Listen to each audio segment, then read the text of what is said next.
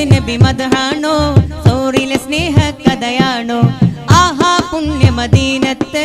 പാറിപ്പാറും പറവകളെ പാടുന്നത് നബി മദ്ഹാണോ സൗറിലെ സ്നേഹ കഥയാണോ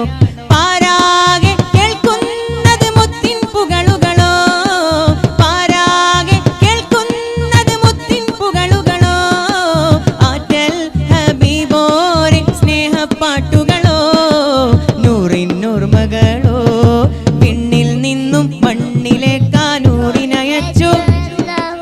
ലോകം കണ്ട വെളിച്ചം നമ്മുടെ